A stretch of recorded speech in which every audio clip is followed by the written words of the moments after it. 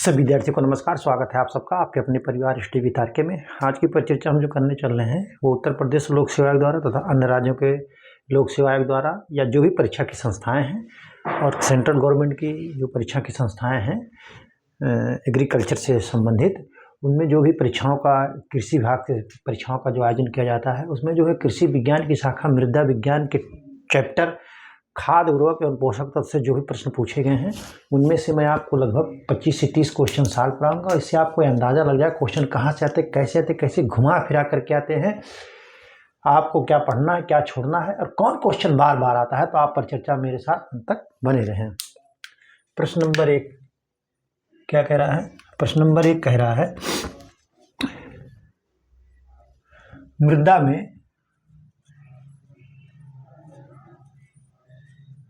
में यूरिया, क्या कह रहा है? मृदा में यूरिया का जल अपघटन, कह रहा है मृदा में यूरिया का जल अपघटन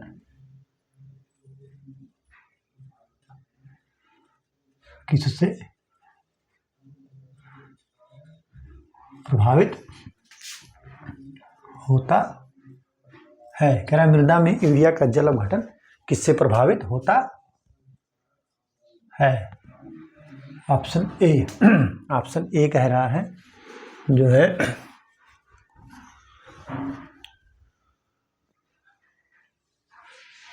एमियन,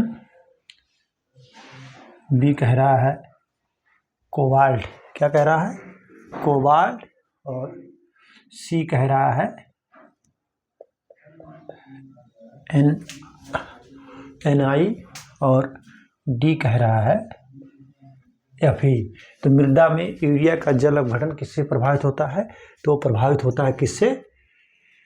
निकिल से, यानी NI निकिल से प्रभावित होता है। ठीक है, आप इसको नोट कर लीजिए। ठीक है, जो निकिल पोषक तत्व है इसी से प्रभावित होता है। किससे? निकिल से, जो कि 17वां पोषक तत्व खोजा गया है। ठीक, आप इसको नोट कर लीजिए।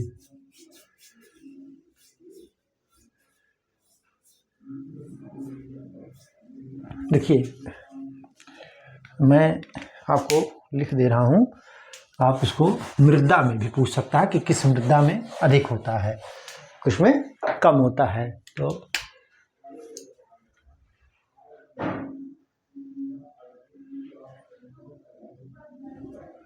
जो है यूरिया का जल अपघटन क्ले यानी चिकनी मृदा में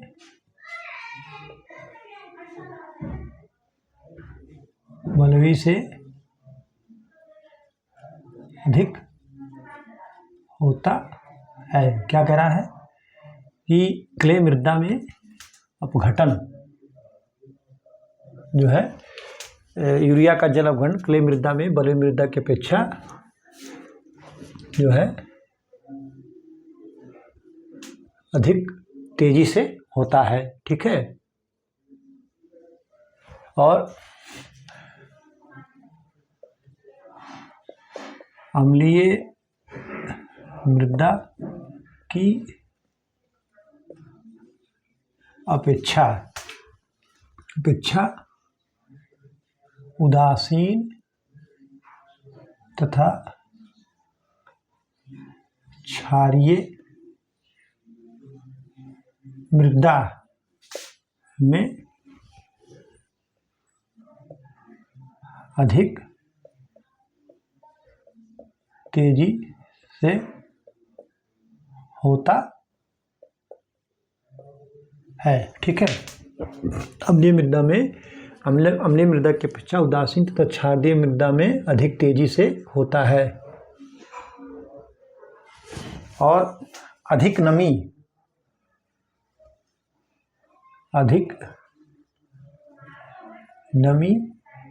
तथा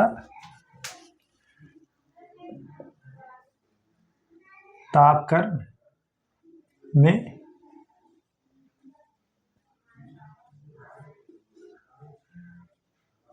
अधिक तेजी से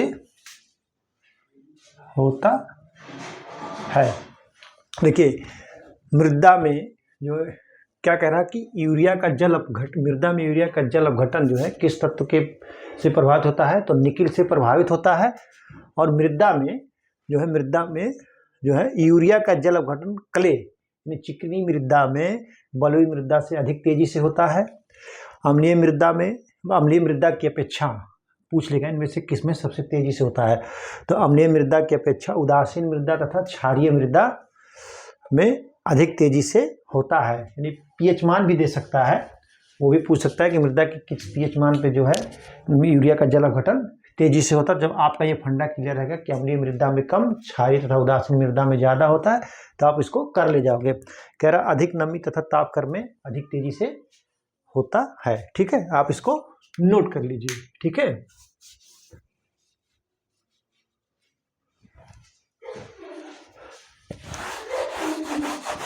अगला क्वेश्चन पूछ रहा है निम्नलिखित में से, अगला क्वेश्चन बहुत बार पूछ रहा है, देख लीजिए।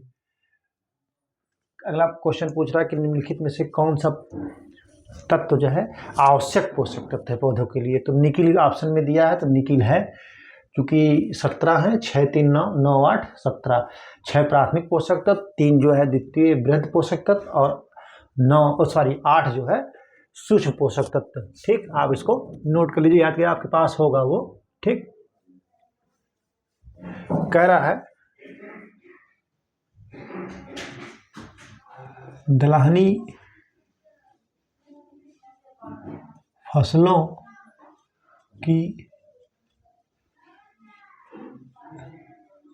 जड़ का रंग, कह रहा दलहनी फसलों के जड़ का रंग गुलाबी क्यों होता है। दलहनी फसलों की जड़ का रंग, जड़ में गांठों, जड़ नहीं होता है, जड़, दलहनी फसलों की जड़ में गांठों का रंग, क्या कह रहा है, दलहनी फसलों की जड़ में गांठों का रंग गुलाबी क्यों होता है, किसके कारण होता है या किससे संबंध है। पूछ सकता है क्यों होता है, किसके कारण होता है तथा किससे संबंध है। तो वो जो पोषक तत्व है मेरा ऑप्शन ए एमियन मैग्नीज, बी कह रहा है कॉपर, सी कह रहा है जेडेन और डी कह रहा है एफी यानी आयरन। तो दलहनी फसलों की जड़ की गांठों का रंग किसके कारण होता है, गुलाबी रंग का, आयरन के कारण होता है। किसके कारण होता है, आयरन के कारण होता है।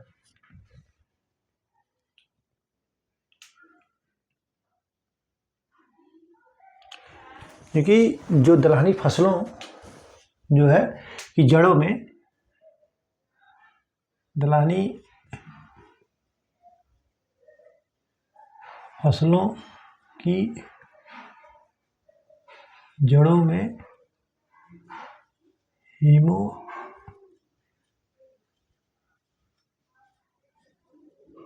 क्या है, haemoglobin, haemoglobin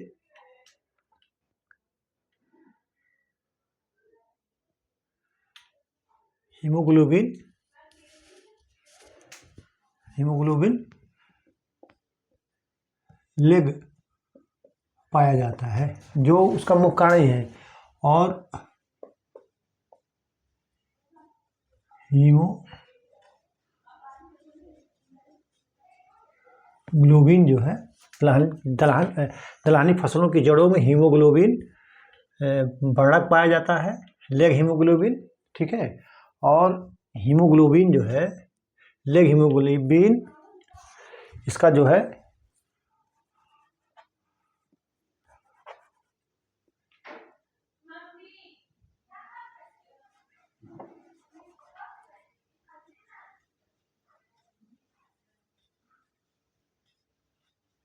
leg haemoglobin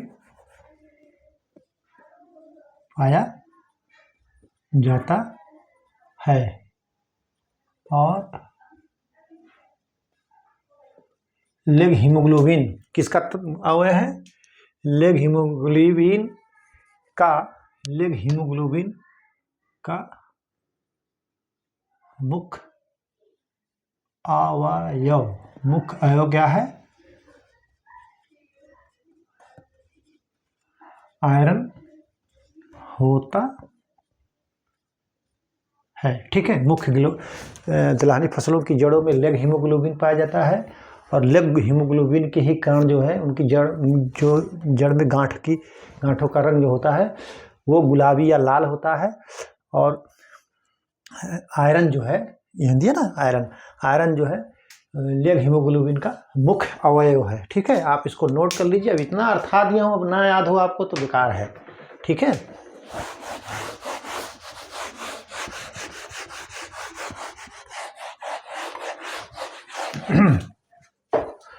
question number 3 क्या कह रहा है?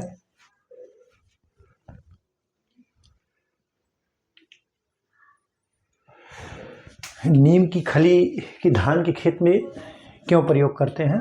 तो नाइट्रोजन का डीनाइट्रिफिकेशन जो है डीनाइट्रिफिकेशन द्वारा नाइट्रोजन के ह्रास को रोकने के लिए। ठीक है, आप नीम की खली का प्रयोग बहुत बार पूछा गया, मैंने बहुत बार आपको बताया है, आप इसको नोट कर लीजिए।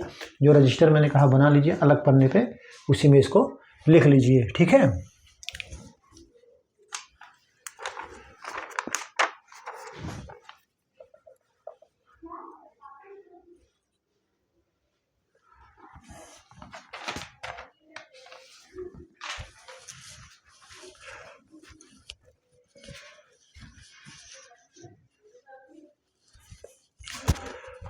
अगला क्वेश्चन क्या कह रहा है?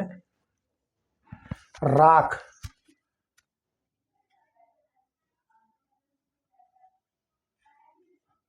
फास्फेट का प्रयोग किस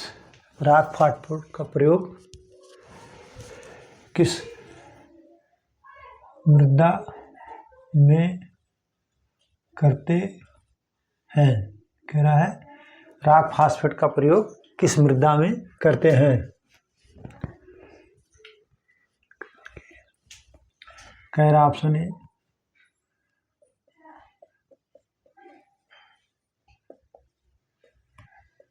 काली मृदा में, बी कह रहा है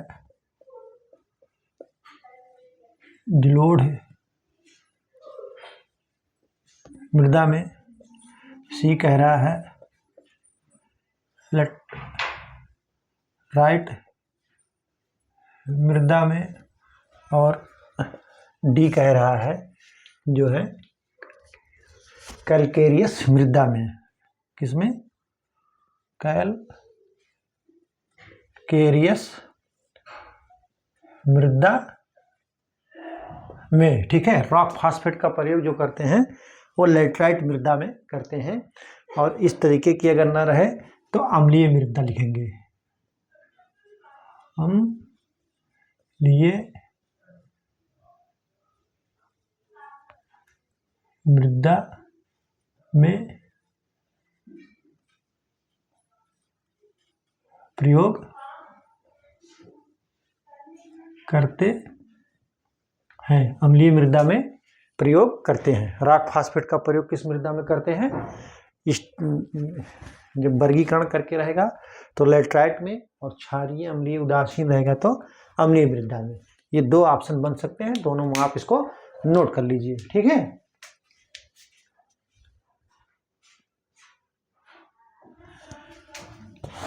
अगला क्वेश्चन हम दिखाएंगे नहीं, आप अलग पन्ने पर लिख लीजिएगा। रजिस्टर जो हमने आपको कहा है बना लीजिए, अगर बनाए हो, अब ना बनाए हो तो बना लीजिए। और जो है कह रहा है कि एजोला या ग्रीन बिली जो है, कह रहा है एजोला का प्रयोग जो है, एजोला का प्रयोग किस फसल में प्रयोग करते हैं, या ब्लू ग्रीन एल्गी का प्रयोग किस फसल में करते हैं? तो धान की फसल में करते हैं। एस्परजिलियम कहाँ प्रयोग करते हैं? एजिटोबैक्टर कहाँ प्रयोग करते हैं? ये सब मैं लिखा चुका हूँ, आप इन सबको रट लीजिएगा बढ़िया से। अगला कह रहा है क्वेश्चन, फिर उसके बाद क्वेश्चन कह रहा है एजोला एक है। तो एजोला मैंने आपको बताया है, एजोला क्या है? एजोला एक फर्न है। क्या है? एजोला एक फर्न है। ठीक है। अगला क्वेश्चन फिर देखिए, रिपीटेड क्वेश्चन है, बायो फर्टिलाइजर या जैव उर्वरक क्या है? तो वो सूक्ष्म जीवों का कल्चर है। इसको आप अलग पन्ने से लिख लीजिएगा। पूछेगा बायो फर्टिलाइजर क्या है या जैव उर्वरक क्या है, तो सूक्ष्म जीवों का कल्चर है। आप इसको नोट कर लीजिए अलग से पन्ने पर। ठीक है। राइजोबियम का भी प्रयोग कहाँ? अगला क्वेश्चन कह रहा है जल प्लावित मृदा में किस पोषक तत्व की कमी होती है? कह रहा कि जल प्लावित मृदा में किस पोषक तत्व की कमी होती है? ऑप्शन ए लोहा, बी फास्फोरस, क्या कह रहा है? फास्फोरस। सी कह रहा है जो है मैग्नीज।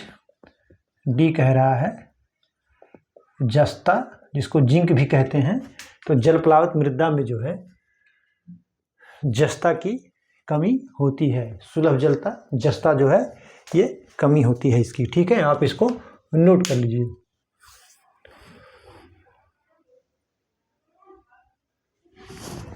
और जो है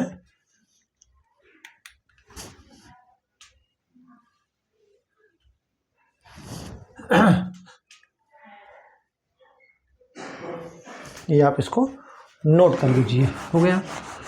अब देखिए जल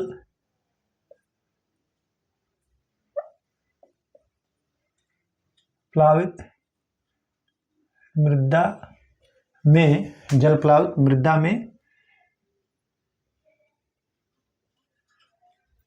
मैग्नीज और आयरन की अधिकता, क्या कह रहा है? जल प्लावित मृदा में मैग्नीज और आयरन की अधिकता होती है। क्या कह रहा है? जल प्लावित मृदा में मैग्नीज और आयरन की अधिकता या उपलब्धता बढ़ जाती है। मैग्नीज और आयरन की उपलब्धता बढ़ जाती है। और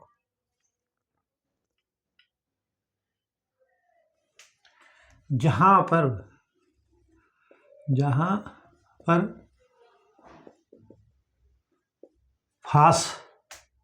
क्या है?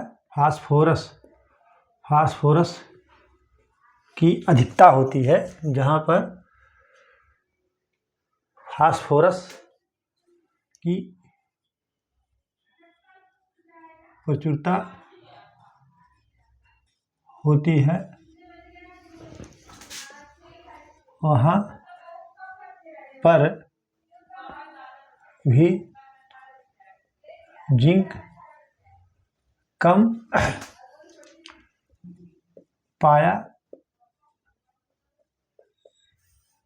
जाता है, क्योंकि जिंक क्या करता है? जिंक जो है जिंक फास्फोरस, क्योंकि जिंक जो है फास्फोरस के साथ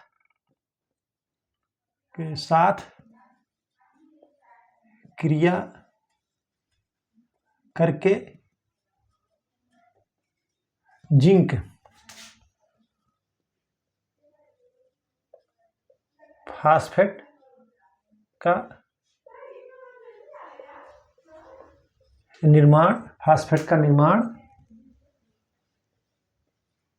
करता है। ठीक है, जल प्लावित मृदा में मैग्नीज और आयरन की अधिकता होती है, और जबकि किसकी जो है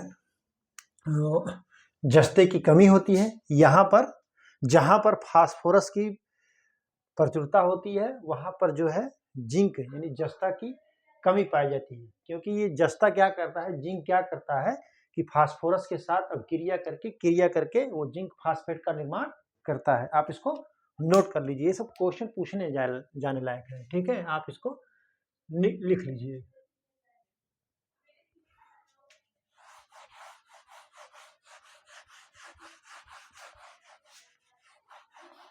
अगला क्वेश्चन फिर अलग से पन्ने पे आप लिख लीजिए, मैं बोल दे रहा हूं। कह रहा है कि मृदा में कौन सा सूक्ष्म जीव जो है सबसे अधिक पाया जाता है। तो मृदा में सबसे अधिक सूक्ष्म जीव जो पाया जाता है वो जीवाणु पाया जाता है। आप जो है अलग से पन्ने पर इसको लिख लीजिए। ठीक है, उसके बाद जैसे देखिए जीवाणु मोर देन एक्टिनोमाइसीज, क्या है एक्टिनोमाइसीज। फिर उसके बाद फंजाई, एल्गी माने शैवाल। फिर एल्गी के बाद जो है पाया जाता है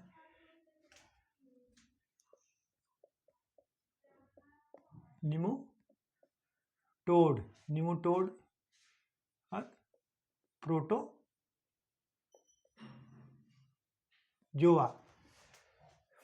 मृदा में जो है जो सूक्ष्म जीव सबसे अधिक कौन सा पाया जाता है, सबसे ज़्यादा जीवाणु, उसके बाद जो है एक्टिनोमाइसीज कह लीजिए, उसके बाद फंजाई यानी कवक, फिर एल्गी शैवाल, फिर निमोटेड, उसके बाद प्रोटोजोआ। सबसे कम कौन सा पाया जाता है, प्रोटोजोआ। सबसे अधिक कौन सा पाया जाता है, जीवाणु। आप इसको नोट कर लीजिए। ठीक है, मृदा में लिख लीजिए, ये रहेगा मृदा में पाए जाने वाले सूक्ष्म जीव, क्या कह रहा है, पाए जाने वाले सूक्ष्म जीव घटते क्रम में। ठीक है, तो जीवाणु, एक्टिनोमाइसीज, फंजाई, एल्गी, निमोटोड, प्रोटोजोआ। प्रोटोजोआ सबसे कम, जीवाणु सबसे अधिक। आप इसको नोट कर लीजिए। ठीक है,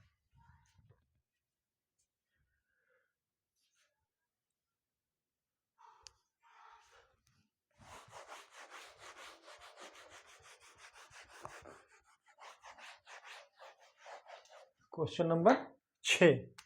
क्वेश्चन नंबर 6 कह रहा है कि इसको हम लिखाएंगे नहीं, आप अलग से पन्ने पे लिखिए। कह रहा है कि नाइट्रिफिकेशन अवरोधी कौन सी खली है, किसकी खली है। तो नीम की खली जो है नाइट्रिफिकेशन अवरोधी है। ठीक है, आप इसको नोट कर लीजिए। सोयाबीन में नाइट्रोजन का स्थिरीकरण कौन सा जीवाणु करता है। तो वो जो है राइजोबियम जापोनिकम जो है करता है। आप इसको नोट कर लीजिए अलग से पन्ने पर, ये बार बार पूछा जाता है, इसको तो जरूर आप लोग लिख लीजिए अलग से पन्ने।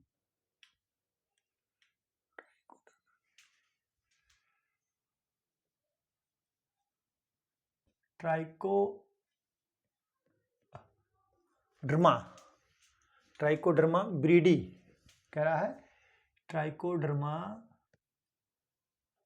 ब्रीडी का प्रयोग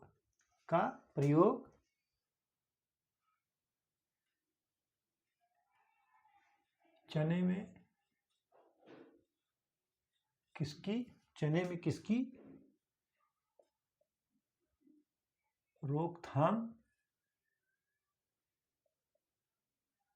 के लिए करता है। चने में किसकी रोकथाम के लिए प्रयोग करते हैं, के लिए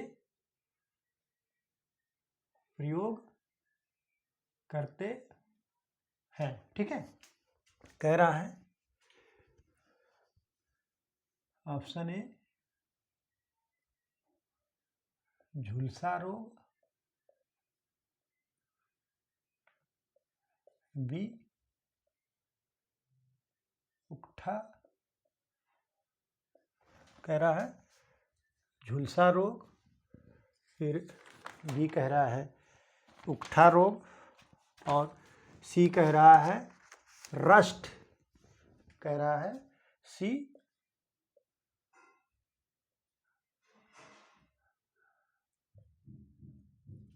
और डी कह रहा है उपरोक्त में से कोई नहीं।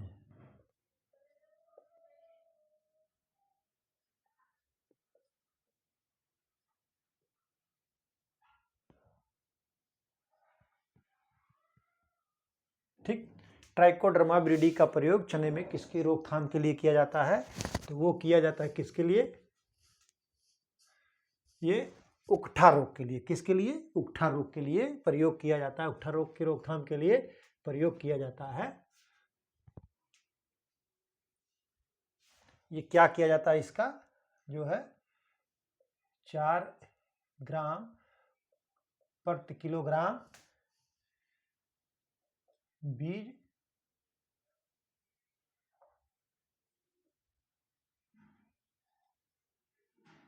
उपचारित किया जाता है। 4 ग्राम जो है ट्राइकोडर्मा विरिडी का प्रयोग जो है 4 ग्राम इसको लेते हैं और 1 किलोग्राम बीज को उससे शोधित उपचारित करते हैं। आप इसको नोट कर लीजिए। ठीक है,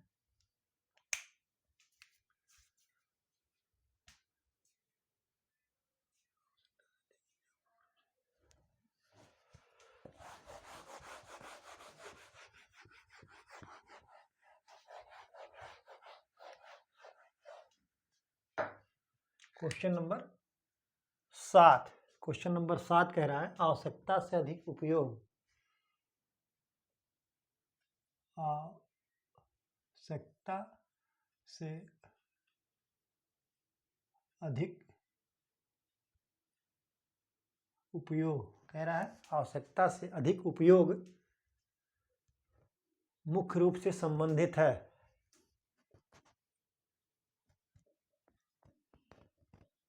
से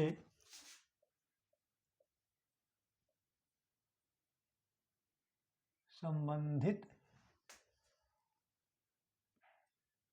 है। आवश्यकता से अधिक मुख्य उपयोग मुख्य रूप से संबंधित है। किससे है?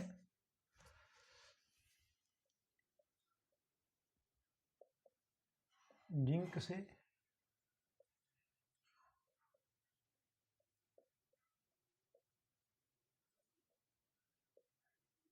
नाइट्रोजन से,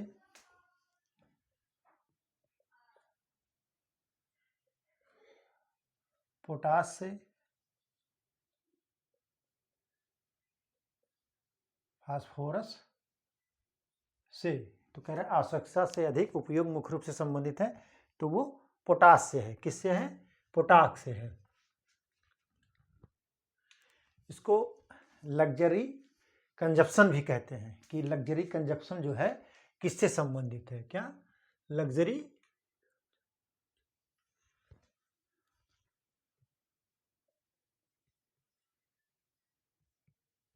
लग्जरी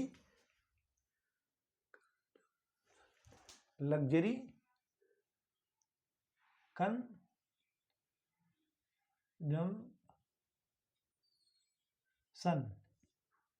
इसको कहते हैं लग्जरी कंजप्शन। किससे संबंधित है?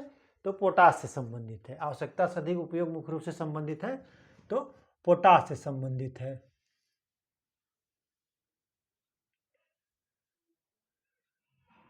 जब मृदा में जो है पोटेशियम जो है पर्याप्त मात्रा में होती है, तो इसको जो है पौधे अधिक मात्रा में प्रयोग कर लेते हैं, तो इसी को जो है लग्जरी कंजप्शन कहते हैं। आप इसको नोट कर लीजिए। ठीक है,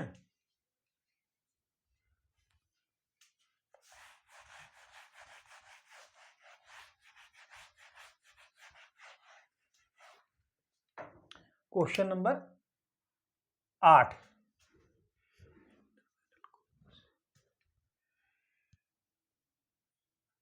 इंटरबैनल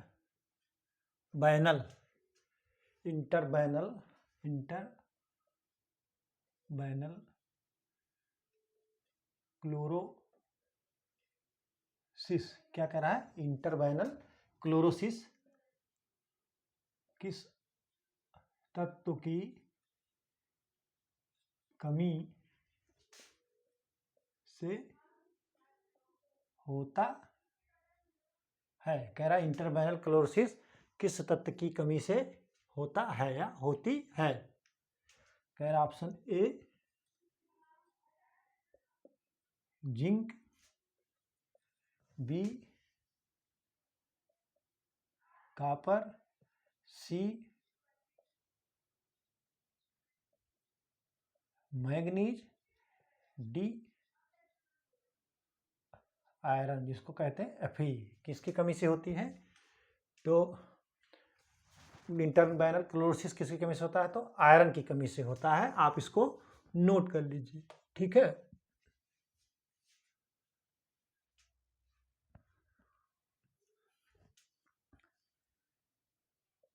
नई पत्ती पर दिखता है। लक्षण जो है नई पत्ती पर पहले दिखता है। आप इसको नोट कर लीजिए, ठीक है।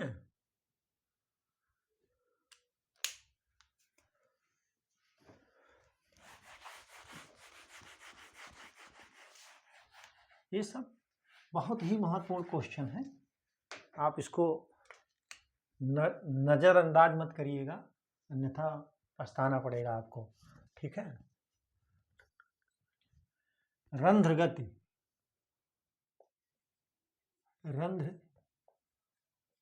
गति का सहायक, रंध्र गति का सहायक पोषक तत्व कौन सा है? कह रहा है रंध्रगत का सहायक पोषक तत्व कौन सा है? ऑप्शन ए है, ऑप्शन ए जो है फास्फोरस, बी मैग्नीज, सी पोटास, डी जिंक। तो रंध्रगत का सहायक पोषक तत्व है पोटास है। पोटास जो है इसको स्टोमेटल मोमेंट भी कहते हैं। क्या कहते हैं? Stomatal moment. क्या? स्टोमेटल मोमेंट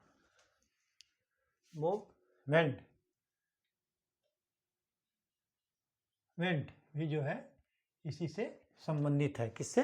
पोटास से। रंध्रगत में सहायक पोषक तत्व कौन सा है? पोटास है, पोटेशियम।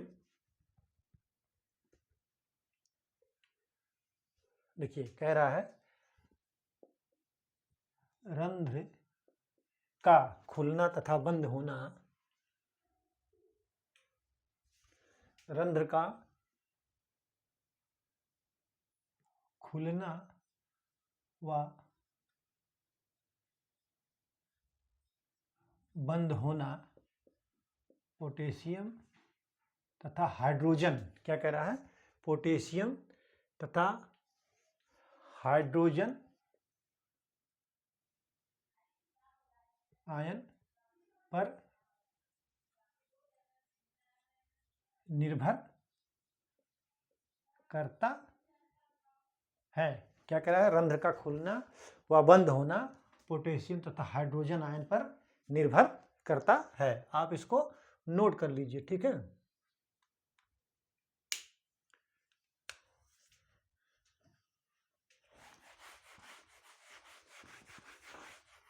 अगला क्वेश्चन आपको मैं सॉल्व नहीं कराऊंगा, आपको ऐसे बोल दूंगा, आप अलग से पन्ने पर लिख लीजिएगा।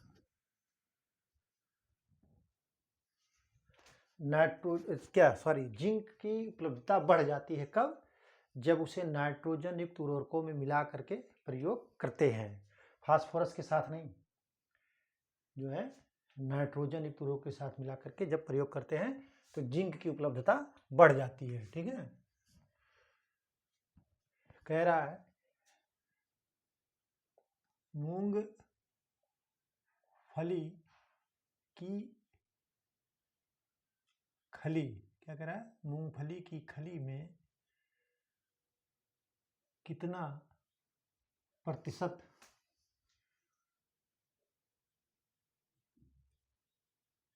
नाइट्रोजन पाया जाता है। कह रहा है कितना परसेंट नाइट्रोजन पाया जाता है। ठीक है, ऑप्शन ए 6.2, बी कह रहा है 5.2, सी कह रहा है 4.3 और डी कह रहा है 7.3%। ना 7.3%। तो मूंगफली की खली में कितना परसेंट नाइट्रोजन पाया जाता है? तो 7.3% पाया जाता है। कितना पाया जाता है? 7.3%। और ये भी जो है किसी न किसी खली का नाइट्रोजन परसेंटेज है। तो ये जो है 6.2% किसमें? तिल में। 6.2% तिल में। और ये सरसों में। और ये 4.3 अरंडी में, मतलब अरंडी की खली में। ठीक है, जो है फिर 4.9 5.2 क्या कर रहा है परसेंट जो है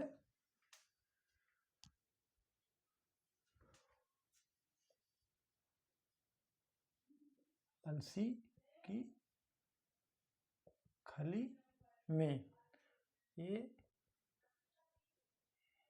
नीम की खली में।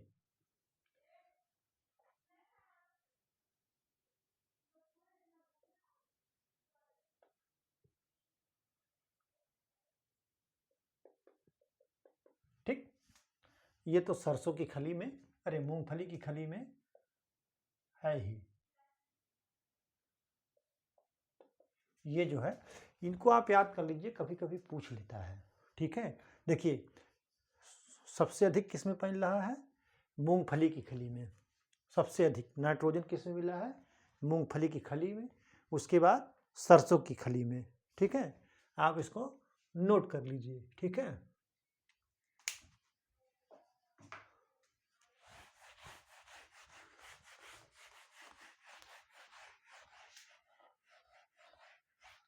देखिए क्वेश्चन तो आपका कम सॉल्व होगा लेकिन कंटेंट आपको बहुत मिलेगा। ठीक, क्वेश्चन नंबर 11 क्या कह रहा है? तंबाकू में शीर्ष की बीमारी किस कारण होती है? तंबाकू में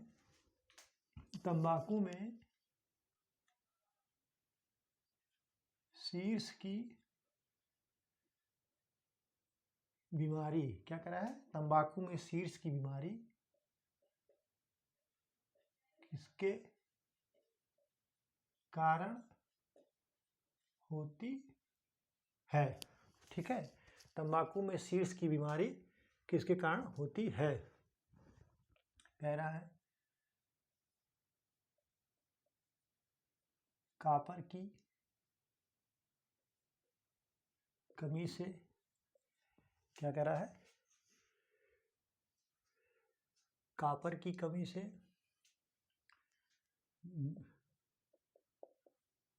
जिंक की कमी से, सी कह रहा है बोरान की कमी से, और डी कह रहा है जो है आयरन की कमी से। तो तंबाकू में शीर्ष की बीमारी जो है किसके कारण होती है? तो बोरान की कमी से होती है। किसके? बोरान की कमी से होती है। ठीक है, आप इसको नोट कर लीजिए। ठीक है,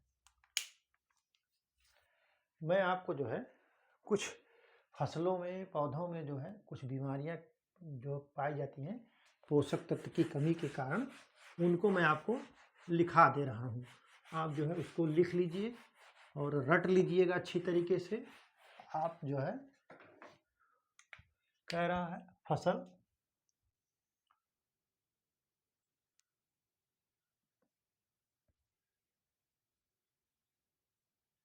तत्व की कमी, क्या कह रहा है? तत्व की कमी। और सी कह रहा है बीमारी का नाम। ठीक है, फसल तत्व की कमी जो है, इसको और इधर कर देते हैं और हम 60 में जब लिखेंगे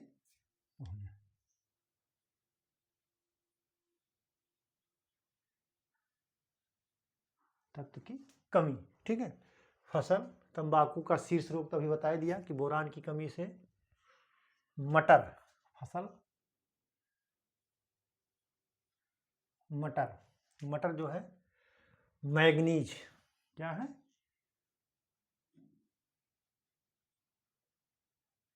मैग्नीज कमी, तत्व की कमी है। तो आप जान लीजिए जो चीज़ यहाँ मैं लिखूंगा उसकी कमी, और यहाँ फसल का नाम, वहाँ रोग, मार्स रोग। कौन सा? मार्स रोग। दूसरे पर है नींबू वर्गीय, क्या है? नींबू वर्गीय फल, नींबू वर्गीय फल। तत्व जो कमी है वो कापर, क्या है? कापर। रोग का नाम क्या है? डाईबैक। रोग का क्या नाम है? डाईबैक। और नींबू, जैसे नींबू और नींबू वर्गीय में अंतर है। ठीक है, नींबू मालिब्डिनम, क्या कह रहा है?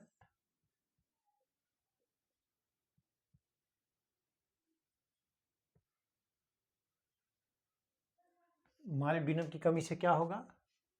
पत्ती धब्बा रोग, लीफ स्पॉट डिजीज। पत्ती धब्बा रोग, क्या कह रहा है? पत्ती धब्बा रोग, पत्ती धब्बा रोग। गोभी और रिजिका, गोभी, इसको लूशर्न कहते हैं, क्या है? मालिब्डिनम।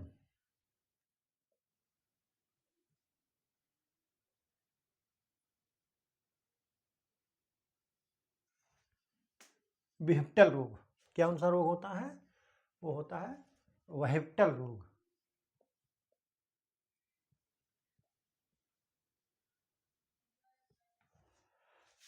लूसर में मालिब्डिनम की कमी से विहप्टल, गोभी और लूसन में मालिब्डिनम की कमी से विहप्टल रोग। धान्य फसलों में, धान्य फसलों यानी गेहूं, धान, धान्य फसलों में किसकी कमी से? कापर की कमी से। किसकी? कापर। रोग कौन सा होगा? रिक्लेमेशन। कौन सा? Reclamation, reclamation. ठीक है, और कटहल 7 जो है, कटहल, कटहल में बोरान, क्या है? बोरान। कौन सा रोग? आंतरिक, आंतरिक ऊतक क्षय रोग। ठीक है, तो तंबाकू में जो शीर्ष रोग होता है वो बोरान की कमी से और जो फसल में बीमारियां होती हैं कुछ उनके बारे में बता दे रहा हूँ। मटर में मैग्नीज की कमी से मार्स रोग, नींबू वर्गीय फल में कापर की कमी से डाईबैक रोग, ये अक्सर पूछ लेता है, डाईबैक रोग पूछता है। और नींबू में जो है मॉलिब्डेनम की कमी से पत्ती धब्बा रोग, और गोभी में मॉलिब्डेनम की कमी से बिहेप्टल रोग, और लूसर में मॉलिब्डेनम की कमी से बिहेप्टल रोग होता है। और धान फसलों में कापर की कमी से रिक्लेमेशन रोग होता है, और कटहल में बोरान की कमी से आंतरिक ऊतक क्षय रोग। ठीक है, आप इसको नोट कर लीजिए। ठीक है,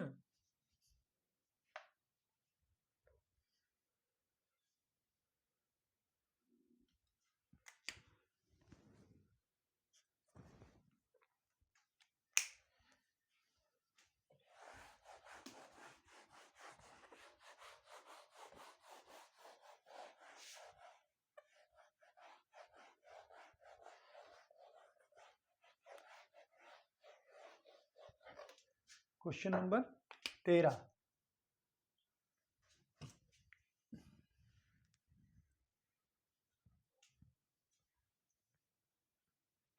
सस्य संलेखन क्या कह रहा है? सस्य संलेखन,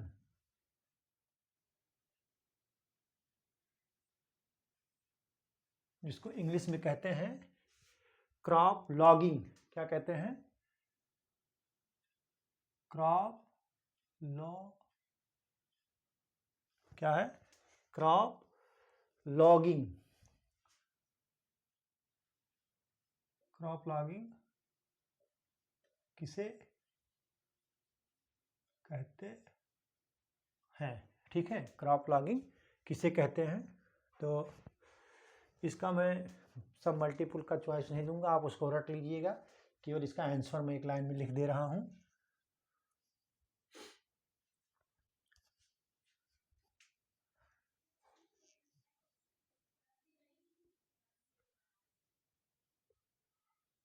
फसल उत्पादन हेतु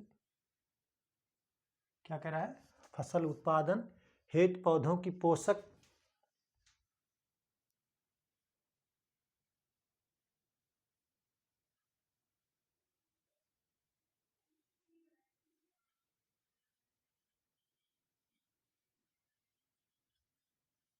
आवश्यकताओं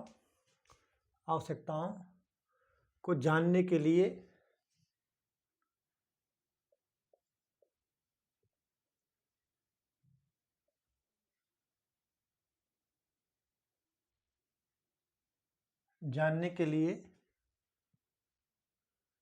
पादप विश्लेषण की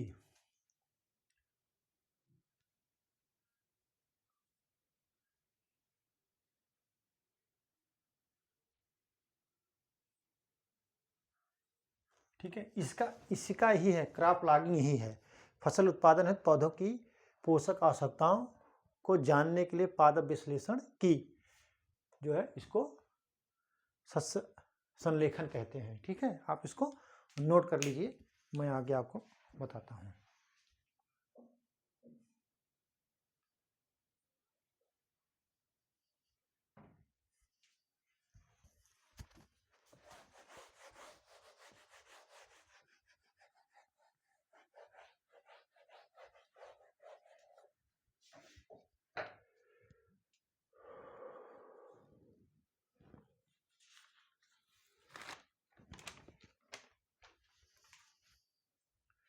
क्वेश्चन नंबर 14 क्या कह रहा है?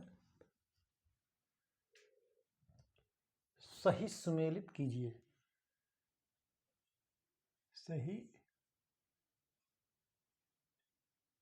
सुमेलित है या कीजिए, जो भी आ जाए, जैसा भी क्वेश्चन बन जाए। ठीक है, सही सुमेलित है। पोषक तत्व की कमी,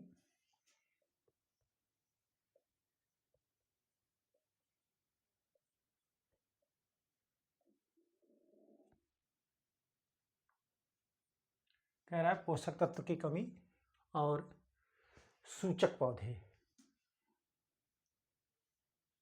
सूचक पौधे। ठीक है। तो पोषक तत्व की कमी बता रहा है।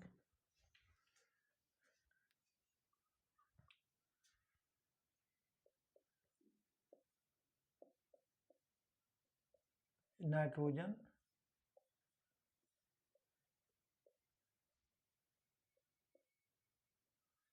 Phosphorus,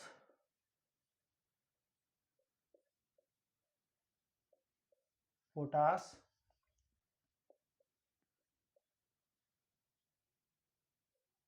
boron. ठीक है, नाइट्रोजन, फास्फोरस, बोरान।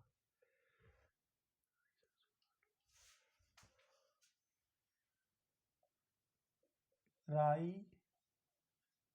सरसों, आलू,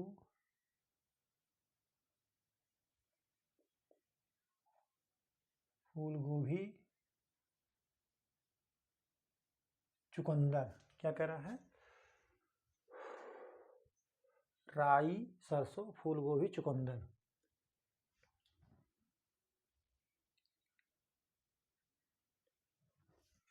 तो नाइट्रोजन का फूल गोभी से होगा और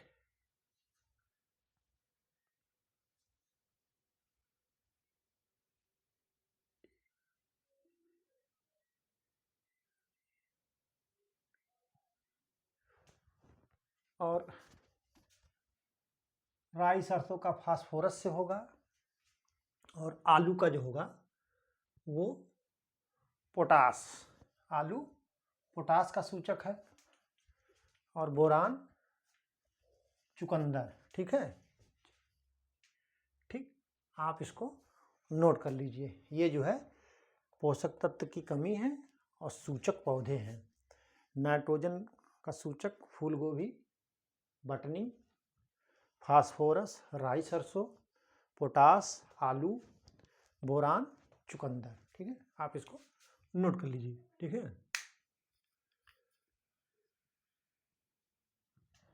मैं जो है आपको ये जो कुछ पौधे इसी में लिखा दे रहा हूँ और पौधों को, ये तो है ही, लेकिन इसी के साथ जो है और पौधे इसके सूचक हैं उनको भी मैं लिखा दे रहा हूँ। ठीक है, आप नाइट्रोजन का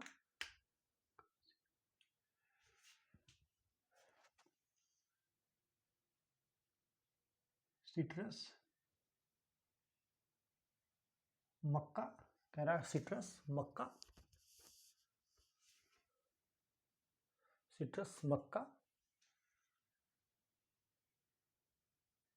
सेब और फूल गोभी तो है ही, फूल गोभी। ठीक है, फास्फोरस का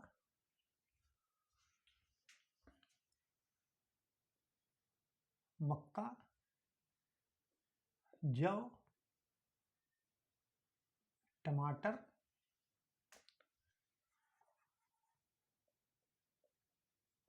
राई, सरसों। फास्फोरस मक्का, जौ, टमाटर, राई, सरसों। पोटास का, पोटास के क्या क्या सूचक हैं? रिजका, रिजका, गन्ना, कपास, आलू। ठीक है, आलू। उसके बाद बोरान का चुकंदर, सेब, अंगूर। क्या कह रहा है? चुकंदर, सेब, अंगूर, गोभी, गोभी, बरसीम, गोभी, बरसीम। ठीक है, अब पांचवा में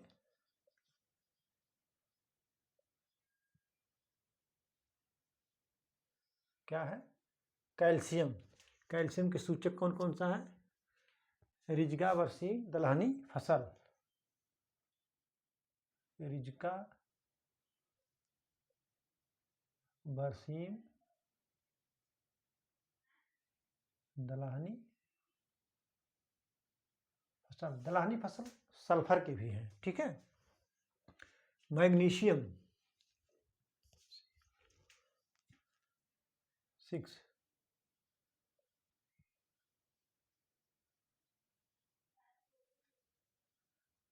मैग्नीशियम, सेब, आलू, फूल गोभी, सेब, आलू, फूल गोभी, ठीक है। क्या पोषक तत्व की कमी और सूचक पौधे, नाइट्रोजन के सूचक पौधा कौन सा है? सिट्रस, मक्का, सेब, फूल गोभी। फास्फोरस का मक्का, जौ, टमाटर, राई, सरसों। पोटास का रिजका, गन्ना, कपास, आलू।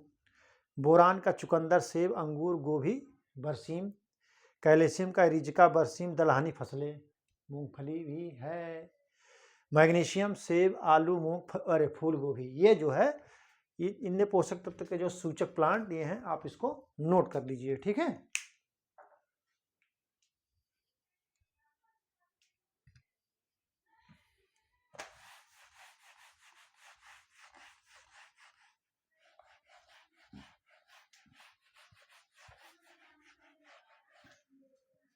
क्वेश्चन नंबर 15 क्या कह रहा है? वाष्पीकरण द्वारा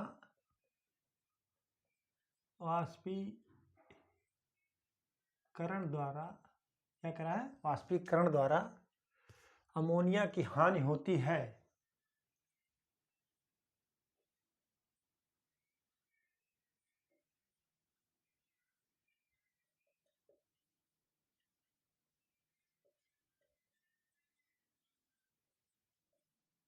जब, वाष्पीकरण द्वारा अमोनिया की हानि होती है जब मृदा क्षारीय होती है। ऑप्शन ए क्या कह रहा है?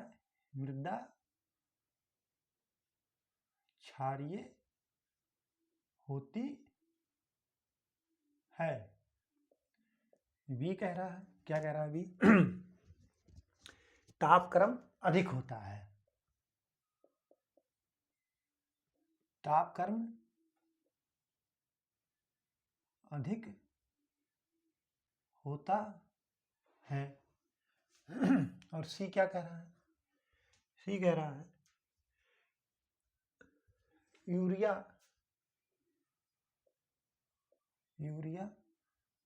मृदा सतह पर मृदा सतह पर डाली जाती है, ठीक है। और डी कह रहा है उपरोक्त सभी।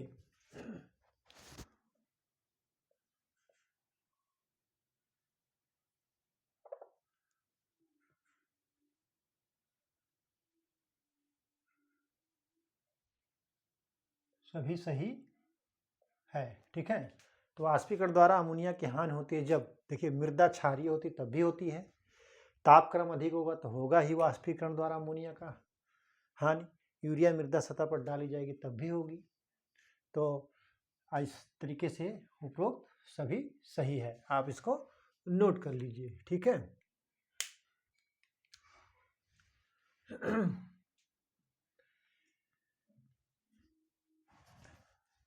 आप इसको नोट करिए।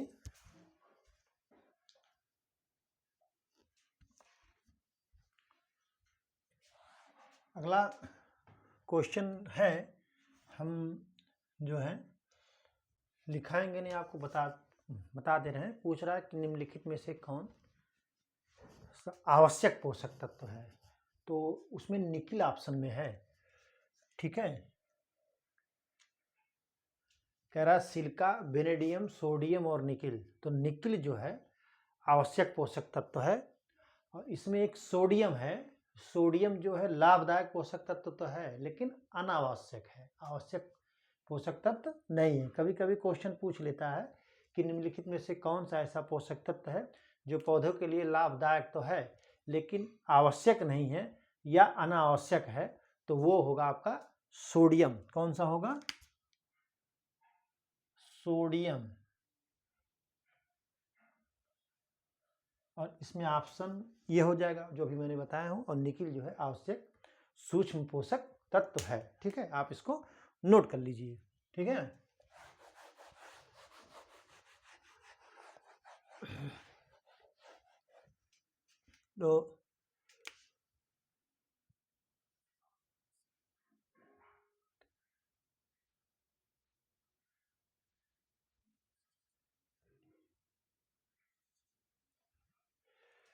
तो हमने कुल आपको जो है 15 क्वेश्चन तो लिखाया, और हमने आज जो टोटल कवर क्वेश्चन किया जो है वो 23 क्वेश्चन को कवर किया है। आपको 23 क्वेश्चन के बारे में बताया, लेकिन उसमें से जो कंटेंट हमने बनाया है वो लगभग 40 से 45 क्वेश्चन का कंटेंट बना है। आप उस सबको रट लीजिएगा, अच्छी तरीके से पढ़ लीजिएगा, इससे बाहर क्वेश्चन नहीं आएगा। अगर इन क्वेश्चनों से इर्द गिर्द कोई क्वेश्चन आता है तो इससे बाहर नहीं आएगा। आप उसको अच्छी तरीके से रट लीजिए, पढ़ लीजिए। तो आज की परिचर्चा यहीं पर समाप्त की जाती है। परिचर्चा बने रहने के लिए बहुत बहुत धन्यवाद। Thank you so much.